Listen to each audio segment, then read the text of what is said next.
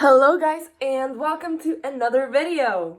Why am I sitting on the ground? You might be asking yourself, was I just too lazy to do my other setup? Well, not entirely.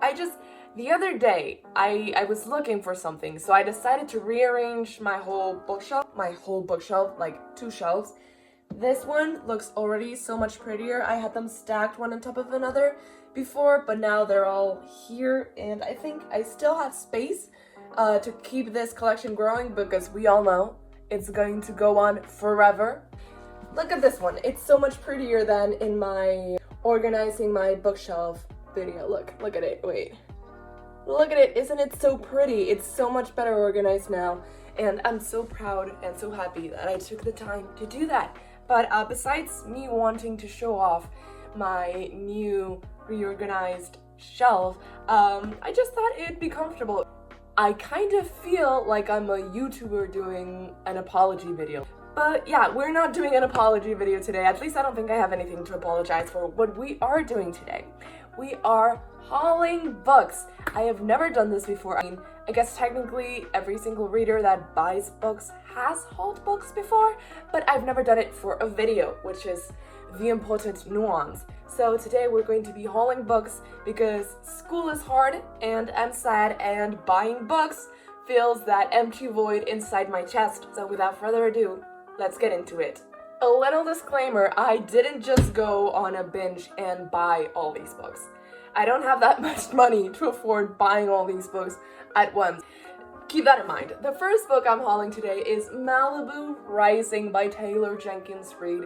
I've already read this one. I bought it in Spain in a Spanish bookstore, and it was right there, and I was like, should I buy it? Because I didn't want this cover. I wanted the blue one with the 4 surfboards, but it was there and I just had to take the opportunity, and oh my god, did I love this book. It follows 4 siblings. I was already sold after that because I'm a part of 4 siblings, and it's Taylor Jenkins Reid, so I really didn't need anything else.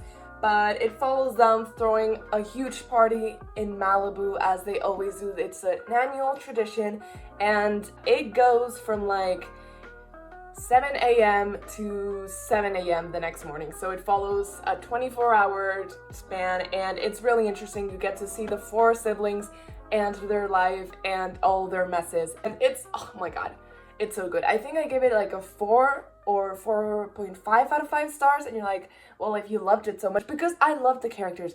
These characters are my absolute favorite in any Taylor Jenkins Reid book. It's not my favorite book, but since they are my favorite characters, it's still like, it has such a special place in my heart. And I have grown to really appreciate this cover. I love the colors, and look, it serves as an orange for my rainbow shelf. So moving on to the next book, which is King of Crows by Libba Bray. I don't know if you remember, but at the beginning of the year, I did a My Subscribers Pick My TBR video, and one of those was the first book, which is called The Diviners, and I read it, and I really, really enjoyed it. The characters were super complex, and it had such a compelling but slow plot, and a very, very interesting and very intricate writing style, which I loved. So over the summer, I've read the 2nd and 3rd books, and I bought this last one, The King of Crows. Have not read it yet because I feel like there's too much going on in my life right now for me to focus on reading a fantasy book, even if it's an urban fantasy book or a supernatural book. There's still like a lot of components that I have to keep track of, so I'm not ready for you yet, but I will be soon, hopefully. Next up is kind of an impulse buy, and that is Second First Impressions by Sally Thorne. Now, you probably know Sally Thorne from The Hating Game, which was one of my favorite books from 2020. My friend McKenna read this book after The Hating Game, which she was obsessed with, and she said she didn't love it as much, but she still liked it. But I bought it anyways, and I was just craving this kind of content. If you know, you know. I think it will be like a good book to read in December, because The Hating Game has a movie adaptation coming out soon, December 10th, in the US at least. I don't even know if it's getting to Spain, which makes me so sad, but I'll find a way. I'll find a way to watch it. This is not for young kids. No. judging by her other books, yeah, be an adult, please. Next up, we have This Boy Loves Raven, one of my most anticipated books of the year by Cami Garcia, and the illustrations are by Gabriel Piccolo. Well, don't I just have so many thoughts about this? So I liked the Raven one. It was interesting. I did have some issues with the format because it's clear to me that Cami Garcia has never written anything for like a comic book or a graphic novel format. I felt kind of a disconnect with the story and the format of the story. This one personally offended me. It was fine for like the first couple of chapters until you get to this. I don't know if you can tell, but that is Robin, as in Batman and Robin. And he just happens to be Damian Wayne, who happens to be my favorite Robin of all time. So when that character came up, I was like, no, you're not gonna do this to me. And then they did. Cami Garcia, who is the writer, just saw Damian's personality and she said, no, how about I don't do that? So she took his personality, she threw it into the garbage, threw it into a volcano, and then she thought, why don't I just take his name, kind of his looks, his physical appearance, and then just like change everything else about him. The fact that having more than 4 Robins, she decided to pick Damian and then not give a shit about his canon personality was like she was taking a shit on me specifically. I'm sorry for this long rant, but oh my god, I just needed to talk about this to someone. Obviously, I am picking up the next book when it comes out. I know. It's going to be about Robin, and it's going to be about Dick Grayson, who is also one of my favorite Robins. So I have to pick it up because I'm pretty sure she can't get Dick Grayson wrong. And then we're getting Starfire, so I need to get it. But I need to be financially compensated for what they put Damian and me through in that. Moving on from that incredible rant, we get to Daughter of the Deep by our boy Rick Riordan. You already know every single one of my thoughts and feelings about this book. So, boom, reading blog. Like, do you want anything else besides that? That's literally my in-time emotions. Well, if you still want more, boom, book review with spoiler and non-spoiler sections. So that's it. That is all I have to say. I liked it. The protagonist was the best character and a good plot twist. Then we have something that is one of my favorite hauls ever, and that would be the Haikyuu volumes 1 and 2 packet. Look at it, isn't it? Oh, it's so cute. I'll take them out. And you might be asking yourself, Unclaimed Demigod, don't you have some Haikyuu volumes right there, including volume 1 and volume 42? And you would be correct. So, this is the first time that they're selling Haikyuu in Spanish. And we didn't know that was gonna happen until like 2 months ago. And I bought those during quarantine. So you can imagine that I had no way of predicting that these books would ever be published in Spain in Spanish. So I bought the first one, just to start the collection, and then I bought the third to last one because I wanted to have the first ones and the last ones. And all of the other ones were on my Amazon basket. I was this close every single day to buying them, but I was like, they're expensive, I'll just wait, and I waited.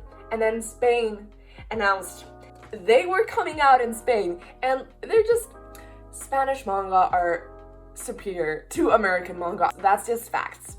But I'm so happy. I will now be starting this manga series, and I'm going to collect all 44 volumes of it. This is probably my happiest book buy of the year.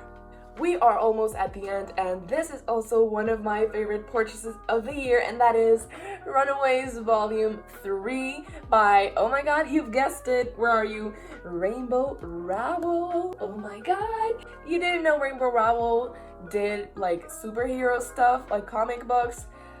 Well, now you know, and this leads me to obviously compare this beauty to the nastiness that is the Beast Boy and Raven graphic novel. Don't get me wrong, it was okay.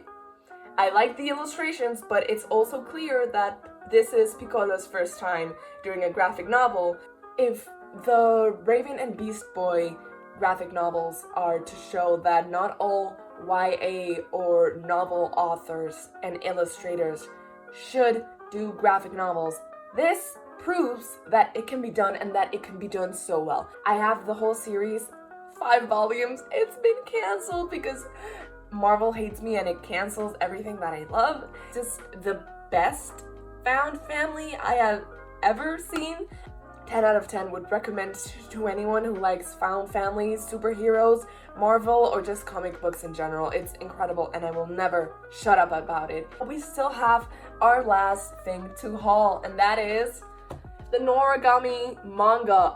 No, I did not buy all of these at the same time, just from like 18 to 22, the last 5. But it came with a box set that fits half of the series, which is how it should be done. Let me tell you a bit of a story time. When I started buying these, I bought them because the anime only had 2 seasons and it stopped halfway through, so I was like, I want to know more. So I started buying them and it was all fun and games. So I got to the end of the manga, of the anime, and I kept going and I was like, I think this is only 22 volumes long because that's all they have in bookstores. So I was so happy when I finally got to volume 22. When I bought it, I was like, finally I'm done with this series. I can like have closure. And then I read volume 22 and we had 20 pages left. I was like, how is this gonna wrap up so soon? Like, I could see how it could end right then and there, but it just wasn't. It kept adding things, and then there were 10 pages left, and then there were 5 pages left, and then there was no pages left, and the story hadn't ended. I was 100% convinced since 2 years ago that this series had a total of 22 volumes. It is partially the reason why I decided to buy it instead of reading it online. And it says there are 24 volumes as of 2021. The two of those aren't even published in Spain. Haven't seen them anywhere, don't know when or if they're coming out, and the series is still ongoing. So check out how many volumes are out and if the manga is ongoing. Just a bit of learned wisdom from me to you. Do it before it's too late. That is it for this haul. I hope you guys liked it. This is not my usual type of content, but I had books and I wanted to show you guys because I have read most of them. So I just wanted you to know what I was reading. Okay, so that is everything for this video. This is my haul. Remember, I did not buy this all in one day. It took me like a couple of months to get these many, but that is it. Please leave a like if you like this video. Comment down below if you've read any of these or what are you reading right now. Please subscribe if you haven't already. Click that bell button so you get notifications every time I post a new video. I post videos super frequently on this channel, and I guess I'll see you guys next time. Bye!